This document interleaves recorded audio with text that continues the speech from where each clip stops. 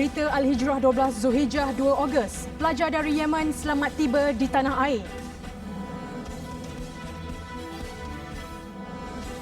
Pengusaha restoran di kompaun tiada penjarakan fizikal.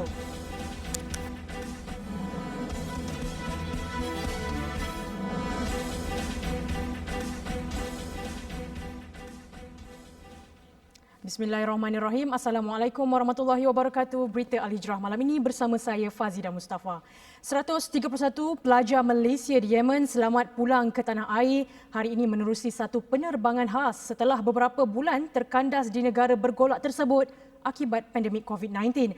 Mereka tiba di lapangan terbang antarabangsa Kuala Lumpur KLIA pada jam 8.30 pagi tadi. Laporan eksklusif ini dikongsikan wartawan Hakim Abdul Hassan.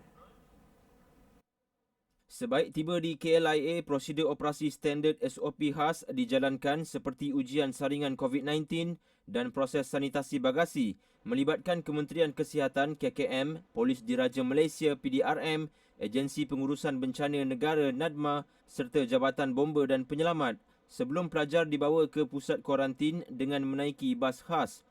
Proses membawa pulang pelajar berkenaan diaturkan syarikat pelancongan Lavender Holidays and Management Sendirian Berhad dengan kerjasama Wisma Putra dan pihak Kedutaan Malaysia di Oman. So kita berbincang dengan Kedutaan Malaysia untuk pastikan dapat satu rut yang membolehkan mereka keluar dari Yaman dulu supaya boleh balik ke Malaysia. Cabaran-cabaran ini adalah daripada diplomatic clearance, daripada mendapatkan kapal untuk membawa orang keluar, juga keadaan student tersebut. Ada yang sakit, ada yang tidak ada keupayaan kewangan untuk diorang balik. Jadi selama 4 hari berurusan dengan Kedutaan Malaysia di Oman dan bantuan daripada pelajar-pelajar di sana, kita dapat melepasi segala cabaran tersebut. Tambahnya, setakat ini terdapat permintaan untuk membawa pulang pelajar Malaysia dari beberapa negara, namun ia masih dalam pertimbangan kerana melibatkan pembukaan sempadan dan situasi wabak di negara terbabit. Ibu bapa pelajar yang ditemui meluahkan rasa lega dan terharu kerana anak mereka akhirnya berjaya dibawa pulang ke tanah air setelah usaha membawa pulang pelajar berkenaan menemui jalan buntu. Kita orang pun berusaha nak membawa anak kami pulang, dah 3 kali tunda. Ni alhamdulillah dengan bantuan Lavender, dengan bantuan pemaya semua, alhamdulillah hari ni dapat sampai ke Malaysia. Terima kasih kerajaan Malaysia bawa anak kami pulang. Terharu sangatlah bila pagi tadi dia call kata dah sampai Malaysia. Syukur bila. Hanya yang masalah kalau yang sukar tu perjalanan lah. Sebab di Yaman tidak ada kedutaan. Kita terpaksa menggunakan Kedutaan Malaysia di Oman. Dan segala kebenaran untuk keluar daripada Yaman tu adalah melalui Kedutaan Malaysia di Oman. Media sebelum ini melaporkan terdapat pelajar Malaysia di Yaman menghidap penyakit seperti kanser dan ada juga yang syarat hamil. Situasi di Yaman tidak mengizinkan kerana fasiliti kesihatan yang terhad dan penutupan pintu sempadan yang mengakibatkan bekalan ubat-ubatan sering terputus. Selain itu, urusan pembaharuan pasport pelajar mengalami kesukaran disebabkan perintah berkurung yang dikuatkuasakan di negara itu. Sebelum ini, usaha membawa pulang pelajar Malaysia di sana gagal atas beberapa faktor termasuk isu keselamatan dan wabak COVID-19. Laporan Abdul Hakim Hassan untuk Berita Al-Hijrah. Kerajaan disaran agar mempertimbang tambahan subsidi atau pengecualian sepenuhnya bagi kos kuarantin wajib kepada pelajar luar negara yang terdiri daripada keluarga B40. Bapa pelajar Malaysia di Yaman, Hassanuddin Baharin berkata, terdapat pelbagai kos tambahan yang perlu ditanggung akibat situasi pandemik COVID-19 di negara asing yang terlibat. Macam kami memang hadapi masalah lah apabila 3 kali penerbangan delay, maknanya kos bila dah daripada tempat belajar Uraidah ke Tarif tu, kos pengangkutan, makanan, minuman, tempat tinggal tu, ibu bapa yang kena tanggung. Jadi banyak kos-kos duit dah pergi ke situ untuk dapatkan balik ke Malaysia. Kebanyakan lah BOT lah. Pasal kami ni memang nak anak-anak belajar untuk ilmu agama lebih. Jadi memang kena berkorban lah. Tapi sejak daripada COVID ni memang pendapatan terjelah pasal kebanyakan kerja sendiri, meniaga kan. Jadi memang terasa lah. Tambahnya, kebanyakan pelajar dari golongan B40 juga tidak mampu membeli tiket penerbangan untuk pulang ke tanah air walaupun situasi COVID-19 di negara terbabit kian meruncing. Selain kemudahan kesihatan yang serba daif, justru beliau mencadangkan agar pilihan diberikan kepada individu terlibat untuk menjalani kuarantin di Institut Latihan Awam yang melibatkan kos lebih rendah. Sebelum ini, Menteri Kanan Keselamatan Datuk Seri Ismail Sabri Yaakob mengumumkan bayaran anggaran sebanyak RM4,700 bagi kos kuarantin selama 14 hari. Namun katanya, rakyat Malaysia hanya perlu membayar maksimum RM2,100 atau 44.7% daripada jumlah kos tersebut dan bakinya ditanggung oleh kerajaan. Sebuah restoran di dalam pasaraya terbesar dekat Bandar Raya Alor di kompaun RM1,000 kerana tidak mematuhi SOP penjarakan fizikal pelanggan. Kompaun itu dikeluarkan pasukan khas pemantau Ibu Pejabat Polis Daerah IPD Kota Star ketika melakukan pemantauan di premis pasaraya terbabit kira-kira jam 11 pagi tadi. Pastikan duduk dalam keadaan jarak sosial 1 meter. Boleh? Kan nampak comel sini. Dah berempung nampak. Tak comel. Sementara itu, tinjauan di stesen kereta api Tanah Melayu Berhad KTMB Alor Setar mendapati kesemua penumpang yang menaiki komuter memakai pelitup muka, melakukan pemeriksaan suhu badan dan mengamalkan penjarakan fizikal. Pemangku Ketua Polis Daerah Kota Star Superintendent Muhammad Rizwan Salih berkata, orang ramai mematuhi arahan yang ditetapkan dan mengikut SOP ketika Perintah Kawalan Pergerakan Pemulihan PKPP masih berjalan.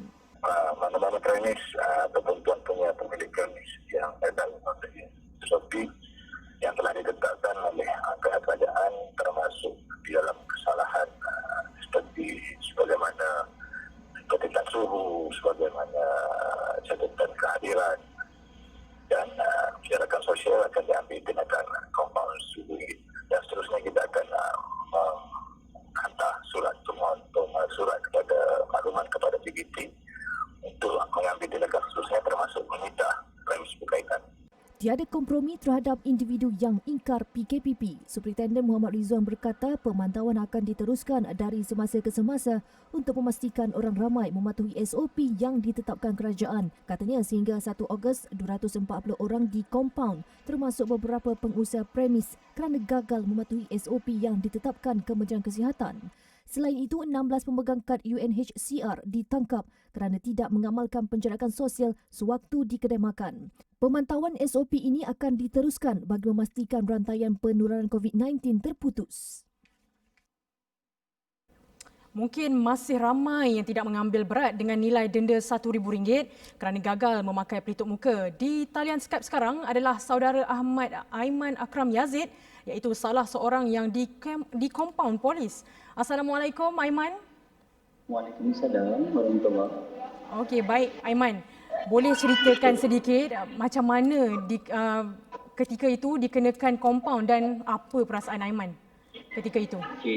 Okey, ceritanya pada mulanya memang tak perasan langsung sebab kita ialah dengan niat dan hajat utama ni memang kita nak pergi untuk beli barang kan, untuk beli belah lah, dan masa tu pun memang kita pakai mask macam kalau ikut situasi sekarang macam ni lah sebab dia kesukaran untuk kita bernafas kan, dalam tu panas, berpeluh dan sebagainya kan.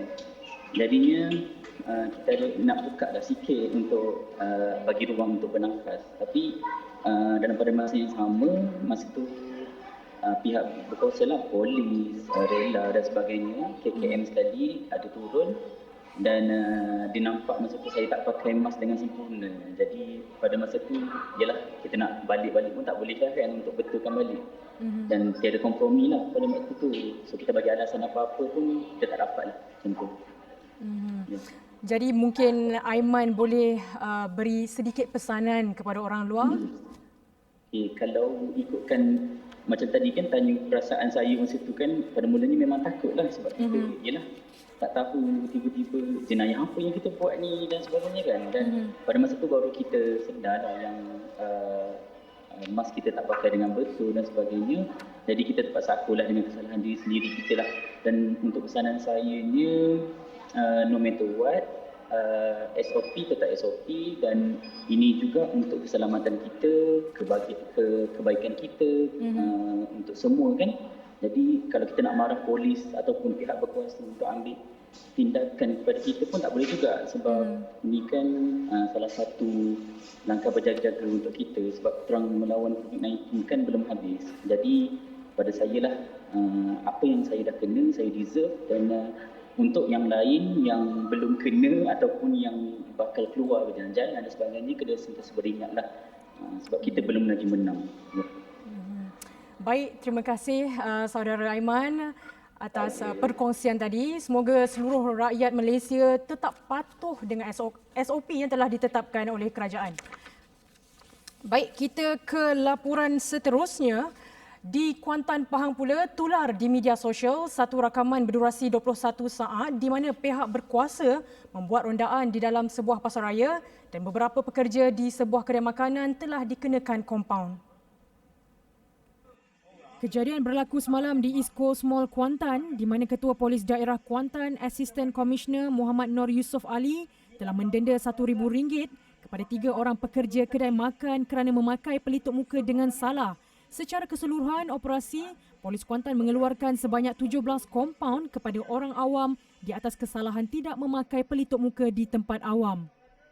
Sementara itu di Johor, Polis Johor keluarkan 29 kompaun di atas kesalahan sama menerusi 389 pemantauan pematuhan di negeri tersebut. Jelas Ketua Polis Johor, Datuk Ayub Han Maidin Pichai, kompaun yang dikenakan itu merangkumi 3 di Iskandar Puteri dan 26 di Kota Tinggi. Manakala di Perlis, 6 kompaun dikeluarkan polis negeri tersebut kepada orang awam kerana gagal mematuhi SOP pelitup muka setakat semalam. Menurut Ketua Polis Perlis, Datuk Surina Saad, kompaun tersebut adalah hasil operasi di daerah Kangas semalam. Bagaimanapun jelasnya, kadar pematuhan pemakaian pelitup muka hari ini meningkat kepada 95% berbanding semalam hanya 85%. Dalam pada itu, Menteri Kanan Keselamatan Datuk Seri Ismail Sabri Yaakob memaklumkan di dalam sidang media hariannya hari ini, Polis Diraja Malaysia telah menahan 127 individu semalam di atas kesalahan tidak memakai pelitup muka di kawasan pengangkutan awam dan tempat sesak. Dan sejak pemakaian pelitup muka di tempat awam diwajibkan sejak 1 Ogos lalu, permintaan terhadap barangan tersebut meningkat sekali ganda berbanding sebelum penguatkuasaan dilaksanakan.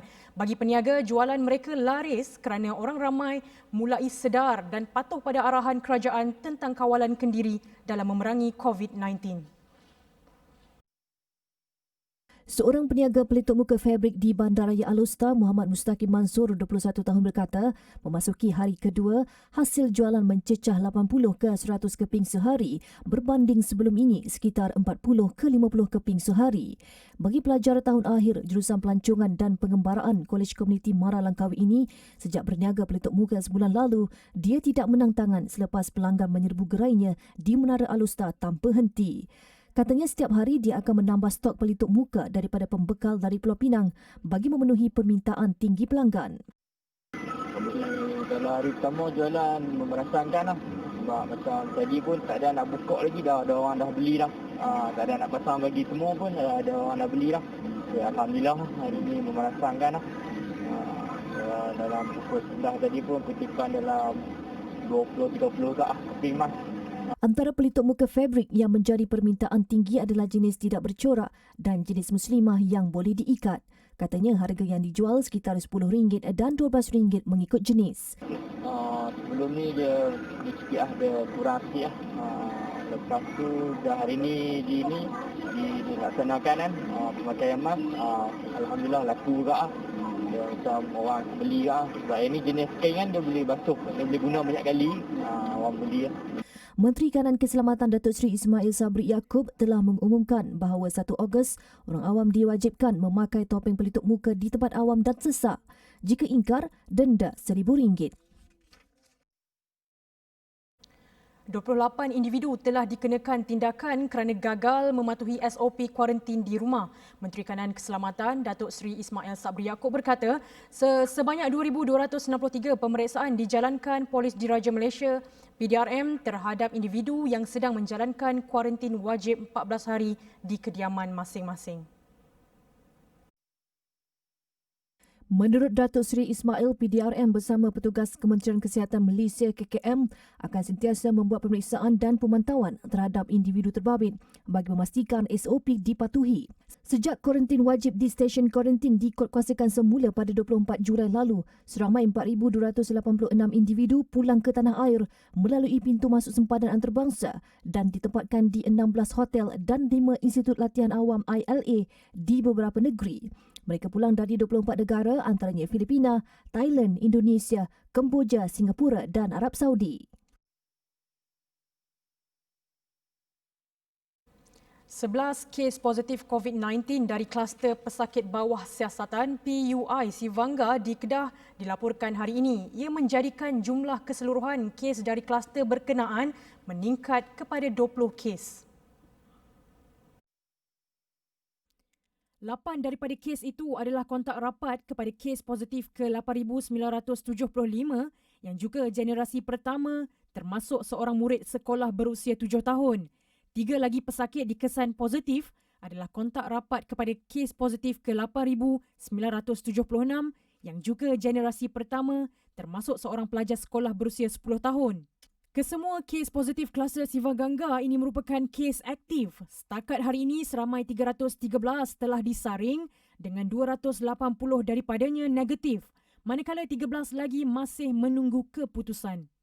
Sementara itu, 14 kes baru dilaporkan hari ini menjadikan jumlah kes aktif dengan kebolehjangkitan COVID-19 adalah 20 kes. Kenderaan bergerak perlahan.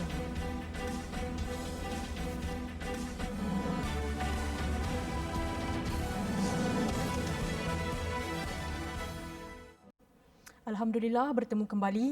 Seorang suami bertindak menjerut leher bekas isteri sehingga mati menggunakan tudung yang dipakai. Semuanya gara-gara terlalu marah wanita itu minta cerai. Ketua Polis Sepang, Asisten Komisioner Wan Kamarul Azran Wan Yusof berkata, suspek 41 tahun bertindak menjerut leher mangsa berusia 40 tahun kira-kira 10 minit sehingga mati di dalam kenderaan jenis Pro 2 Myvi berwarna putih. Kemudiannya membawa mayat mangsa menghala ke tasik PKNS pinggiran Cyberjaya kira-kira pukul 4.30 petang dan menukarkan ke tempat pemandu serta meninggalkannya dalam keadaan enjin kereta dihidupkan. Suspek bertindak menghubungi MERS 999 pukul 1.04 pagi dan memberitahu bekas isterinya tidak sedarkan diri di dalam kereta berhampiran tasik tersebut. Lelaki tersebut menyatakan dia bersama pemandu Grab mencari mangsa dari rumah mereka di Putra Perdana sehingga menjumpai kereta tersebut dan kemudiannya menghubungi polis apabila mendapati wanita itu tidak bergerak. Mayat wanita terbabit dihantar ke Hospital Serdang dan hasil bedah siasat pada 30 Julai lalu mendapati punca kematian mangsa disebabkan compression of neck. Siasatan dijalankan ke atas suspek juga mendapati lelaki tersebut telah melafazkan cerai kepada mangsa pada 24 Jun lepas. Suspek direman sehingga 6 Ogos depan. Pemegang konsesi Lebuh Raya Kuala Lumpur Karak KLK dan Lebuh Raya Pantai Timur Fasa 1 LPT1 Anih Berhad menasihatkan pengguna supaya tidak mengulangi insiden solat di lorong kecemasan seperti yang tular di media sosial. Katanya tindakan solat di lorong kecemasan itu bukan sahaja mengundang bahaya kepada mereka yang sedang menunaikan solat, malah turut kepada pengguna lain. Menurut Anih adalah dikhawatiri kelak mungkin akan terdapat pengguna jalan raya lain yang turut sama solat dan ini mungkin boleh menyebabkan penunggang motosikal dan kenderaan lain yang mungkin tidak menyedari kehadiran satu individu yang berada di lorong kecemasan. Jumaat lalu tular gambar dua wanita bertelekung yang dilihat sedang mengerjakan solat di lorong kecemasan Lebuh Raya sambil beberapa buah lagi kenderaan turut berhenti berdekatan kawasan sama. Difahamkan kejadian itu berlaku di sebuah kawasan di KLK dan ketika kejadian, jalan raya sedikit sesak berikutan orang ramai dalam perjalanan pulang ke kampung untuk menyambut Aidiladha. Jumlah kenderaan di Lebuh Raya dan jalan utama di seluruh negara dijangka meningkat sehingga tengah malam ini. Ia berikutan ramai warga kota mula pulang ke ibu negara selepas cuti Aidiladha. Bagi mengetahui perinciannya, kita bersama dengan wartawan Nurayuni Johari langsung dari Plaza Tol Gombak. Baik. Baik, terima kasih Ziza di studio. Assalamualaikum warahmatullahi wabarakatuh. Baik, saya kini sedang melintas langsung di Plaza Tok Gombak yang merupakan penghubung di antara Ibu Negara menuju ke Pantai Timur.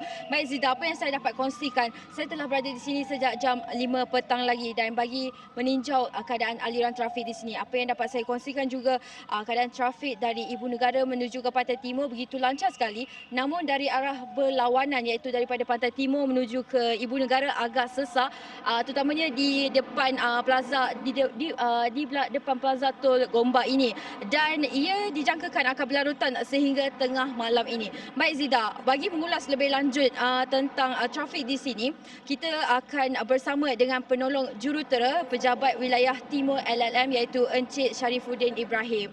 Baik Encik, silakan. Terima kasih kerana sudi bersama dengan TV Hijrah pada malam ini. Jadi mungkin boleh Encik kongsikan kepada para penonton tentang bagaimana keadaan trafik di sini dari awal pagi dan bagaimana pula daripada jangkaan pihak LLM sendiri. Okey, terima kasih. Jangkaan trafik pada hari ini daripada pukul 6 pagi hingga 2 petang, jumlah trafik yang melalui Plaza Tol Gombak adalah 19,096 jumlah trafik.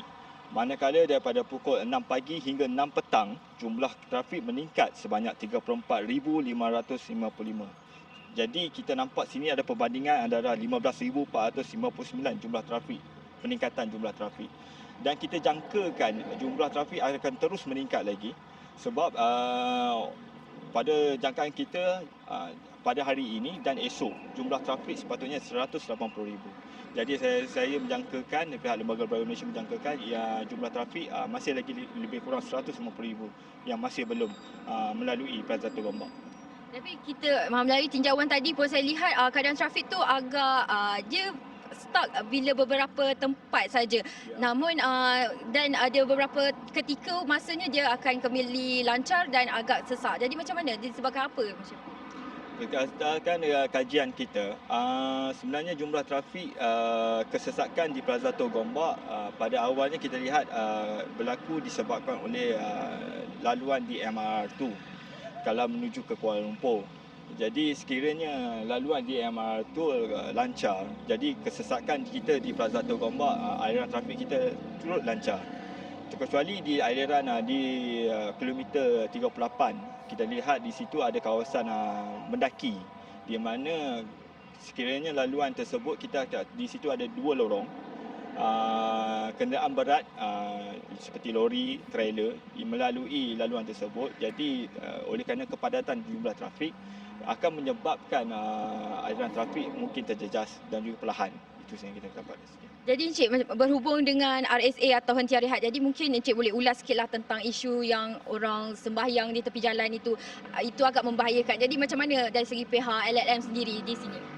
Di pihak Lembaga Lebuh Raya Malaysia dan juga syarikat Aneh Berhad, kita berharap pihak pengguna lebuh raya dapat bersabar dan juga menggunakan fasiliti yang disediakan. Untuk makluman pengguna lebuh raya, kita juga menyediakan surau di kawasan rehat dan rawat serta di hentian sebelah.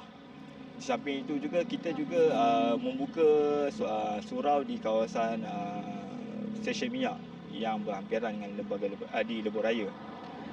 Jadi saya rasa saya meminta kerjasama daripada semua pengguna lebuh raya mengutamakan keselamatan.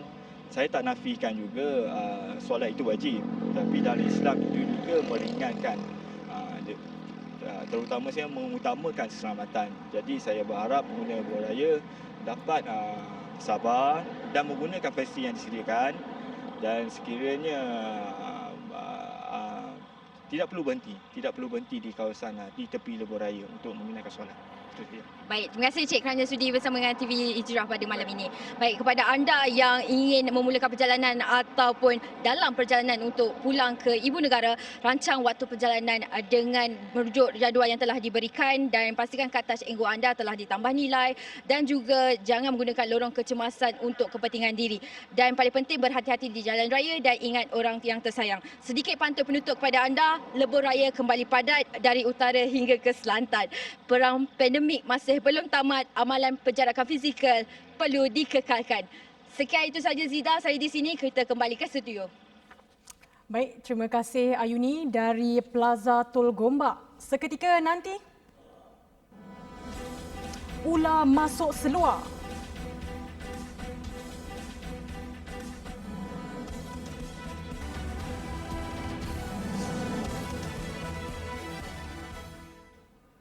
Mengambil semangat bulan kemerdekaan, syarikat FR Kasih Marketing memilih perkarangan Kubur Pahlawan Kelantan Tok Janggut sebagai lokasi bagi program Korban Kasih. 2 ekor lembu telah dikorbankan dan ia diagih kepada 500 asnaf di sekitar Pasir Pekan. Pengarah urusannya Muhammad Faizul Rohman Ahmad berkata, program yang masuk tahun ketiga ini sebahagian dari tanggungjawab sosial korporat CSR syarikatnya dengan mengembalikan hasil jualan produk kepada masyarakat. Okey, ini adalah program kali ketiga yang kita lakukan, CSR kali ketiga untuk Korban Kasih, yang mana pada tahun ini kita melakukan korban di dalam norma baru, gaya hidup yang baru, tetapi kami tetap melaksanakan ibadah ini kerana inilah duit daripada pembeli-pembeli minuman Arjuna Kasih, Manja Kasih dan Kasih Skincare yang kami gunakan kembali untuk diagihkan kepada masyarakat, dan setiap pembeli mereka akan mendapat manfaat lah. Walaupun kos untuk melakukan ibadat korban di luar negara lebih murah seperti di Kamboja dan sebagainya, tetapi saya lebih memilih untuk melakukan ibadah ini di dalam negara kerana rakyat Malaysia masih ramai lagi rakyat Malaysia yang tidak mampu untuk membeli daging. Ibadah korban dalam suasana norma baharu menjadikan agihan daging dibuat dengan lebih teratur, menerusi serahan kupon lebih awal. Waktu penerimaan juga ditetapkan bagi memastikan penjarakan sosial dapat dijaga. FR Kasih Marketing, sebuah syarikat yang menghasilkan produk minuman tambahan Arjuna Kasih dan Manja Kasih serta kosmetik Kasih Skincare 5 dalam 1. Selamat Hari Raya Aidiladha kepada penonton-penonton TV Al-Hijrah dan juga kepada pengguna-pengguna produk minuman Arjuna Kasih, Manja Kasih dan juga Kasih Skincare. Terima kasih kerana selalu menyokong produk minuman Arjuna Kasih dan juga Manja Kasih. Dan terima kasih kerana sering menonton Abang Arjuna di dalam TV Al-Hijrah di dalam Ruang Bicara Assalam. Jaga baik-baik. Di India, seorang lelaki terpaksa berdiri hampir 7 jam selepas seekor ular tedung memasuki seluarnya ketika tidur. Mangsa terpaksa berpaut pada tiang sebelum ular itu berjaya dikeluarkan.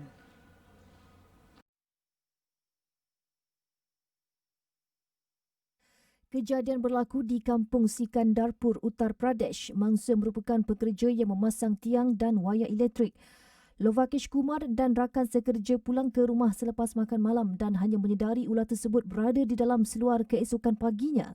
Dia berdiri selama 7 jam bagi memastikan tidak dipatuk reptilia berbisa itu, sementara rakan yang menggunting seluar yang dipakai bagi membolehkan ular tersebut menjalar keluar. Sekian berita Al-Hijrah. Terima kasih kerana menonton. Saya Fazidah Mustafa. Assalamualaikum warahmatullahi wabarakatuh.